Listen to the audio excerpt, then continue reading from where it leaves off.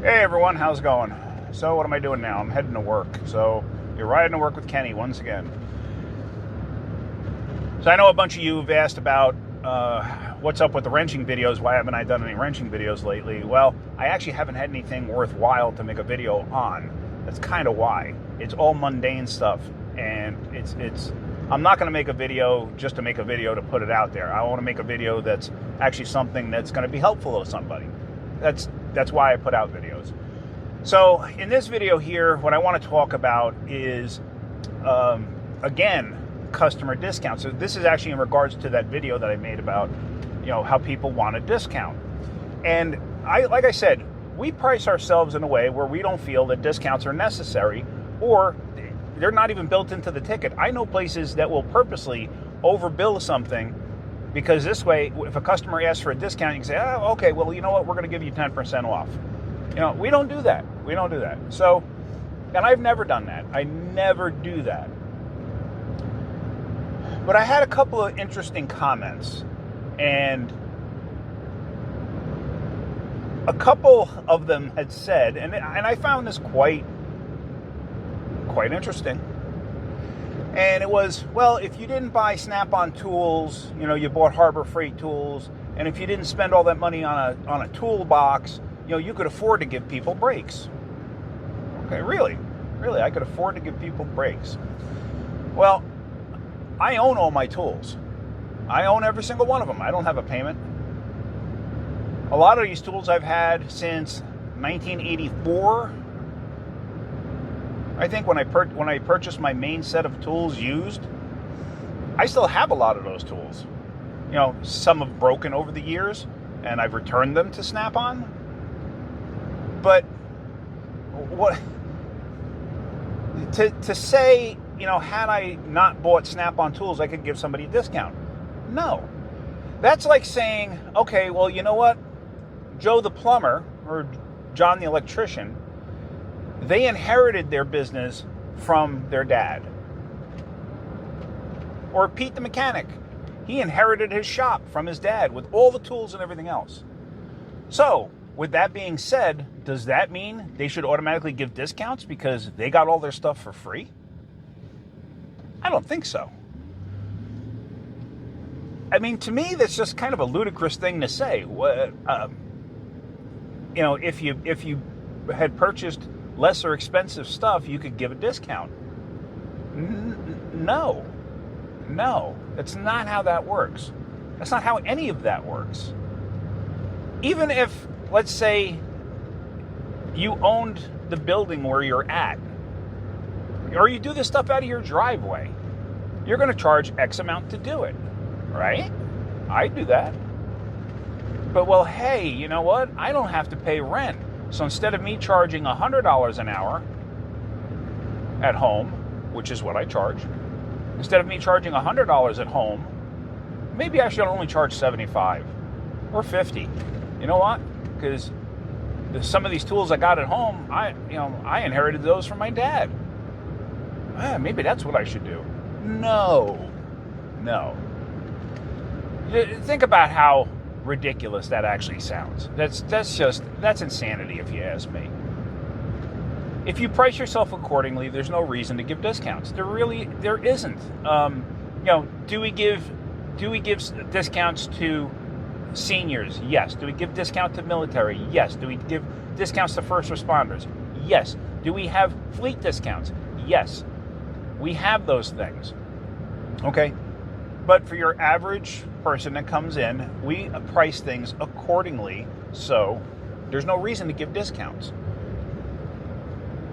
Whenever we give a discount, whether it be for senior, military, first responder, or even fleet, that goes against our bottom line. So, in essence, we are not making the same amount of money that we should on that job because we're giving that discount. So we can't apply a discount to absolutely everybody. You won't be in business after a while. You can't just give stuff away. So I find that, I don't know, I find it kind of funny that people would say stuff like that. I've also heard people say, oh, well, I got a mobile mechanic that comes around and, he does it for X amount of dollars. That's great. There are some excellent mobile mechanics out there. There's also some real hack mobile mechanics out there. So just who are you getting when you get a mobile mechanic?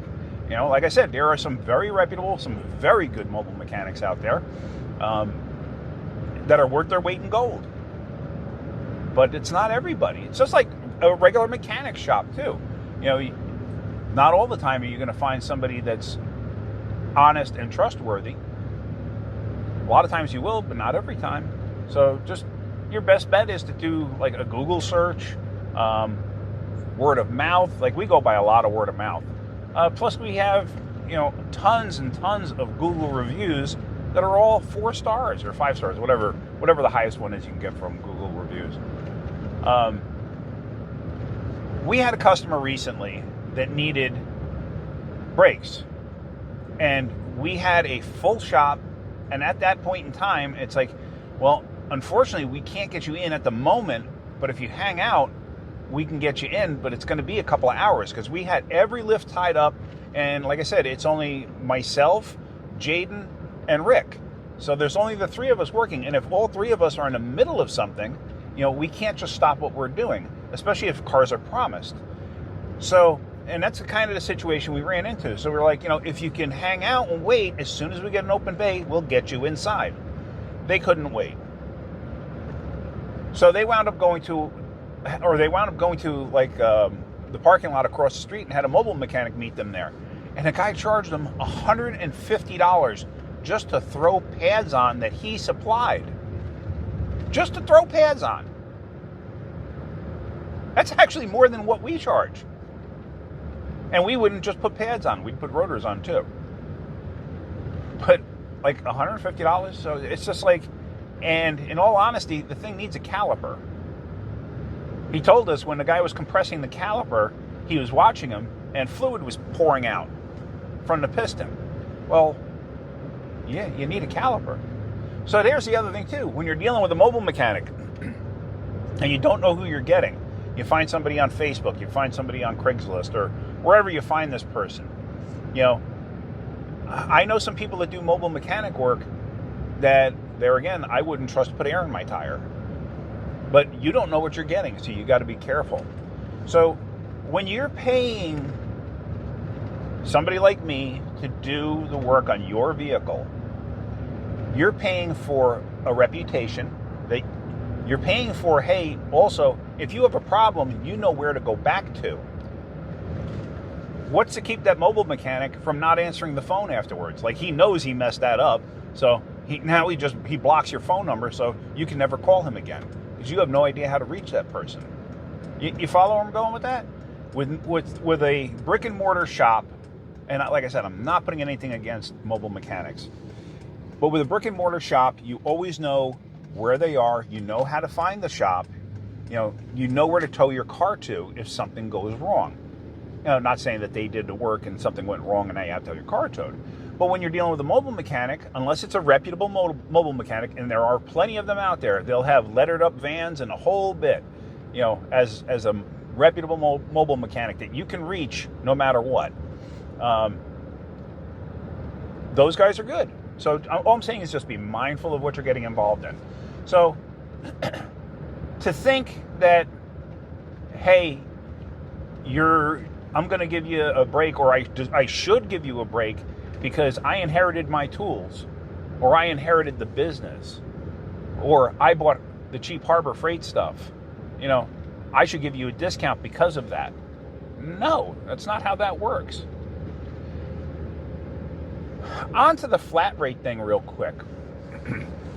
When I was at the dealer, I had several customers that would only deal with me as their mechanic.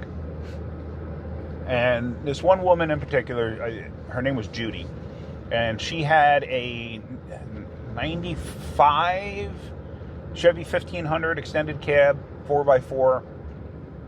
Beautiful truck. She kept this thing immaculate. Like, this thing was like brand new. So she brought it in, and she said, I need brakes. Okay. Now, like I said, I'm the only one who was allowed to touch her vehicle. Nobody else could touch her vehicle. And so I get it in and I look it over, and you need front pads, front rotors, You need rear, it was drum brakes. You need rear brakes. I can resurface the drums. And she needed wheel cylinders. I'm just going to give a round number here that it pays 5 hours. I don't remember what the amount was. So my bay at the time was like, it was very accessible to the outside. Like people could walk past my bay and watch me work if they wanted to. My bay was super accessible. So I did the job, got it done, road tested, brought it up front. Thanked her, you know, and she would always like cook me, make me brownies, or, you know, she would give me a tip, something like that. And she was very sweet to me. I knew her on a personal level after that too. Like, you know, she would call me up if she like she had a problem at her house, and, you know, oh, I got a flat tire, can you come help me? Or, you know, I need a jump start, can you come help me? She was an older lady and she was single, and so I would go over there and I would help her. You know, not a problem. I had no issue doing that, helping her out, because she was always very sweet to me. She'd cook me dinner now and then, and, you know, stuff like that. So I remember finishing the job, and it took me, I think, like 2.5, 3 hours, whatever it was. So she comes walking up to me and she goes, Kenny, can I ask you a question? I said, sure. She said, they charged me X amount in labor, and if I'm figuring this correctly, that dollar amount in labor equates to about 5 hours. I was like, okay. So she goes, but you got it done in 2.5. So she goes, why am I paying for 5 hours of labor when it only took you 2.5? So I said, oh, Judy, I said, okay, let me explain this to you real quick, just so you understand it. I said, I understand it sounds not right. I said, but let me explain to you why it is the way it is. I said, we work on a flat rate system. Basically, you're paying for the job as the job pays according to Chilton or Mitchell or Motor or any of those companies. So to do the front brakes pays this. To do the rear brakes and the wheel cylinders and bleed the brakes pays this. So the grand total comes out to 5 hours. Now, you got me, who, you know, I'm experienced, you know I'm good at what I do, right? And she says, yeah. She goes, that's why I only have you work on my car. I said, okay. So because of my abilities and the fact that I have high quality tools, and I have a lot of tools, I'm able to do this job and get it done quickly. I said, if they had given it to one of the other guys who's completely capable of doing the job, and one of the newer guys, I said, and it took him 6 hours to do it, would you want to pay 6 hours to do that job when it should have only paid 5? She goes, I totally get it. She goes, thank you for clarifying. That's all. So once you explain it, people understand it. And you explain it in the right way. You don't be demeaning or anything like that, because a lot of people don't fully understand it, and I get that. But anyway, so I just wanted to throw that out there. All right, so I'm about to get up on the highway, so I'm just going to end this video here. But all right, there it is. Hopefully you got something out of that, and hopefully you understand my reasonings behind certain things. But that's about it. All right, guys. I hope you guys have a great day, and keep wrenching. Oh, if you could, please like and subscribe if you haven't. I'd appreciate it. Have a great day. Keep wrenching.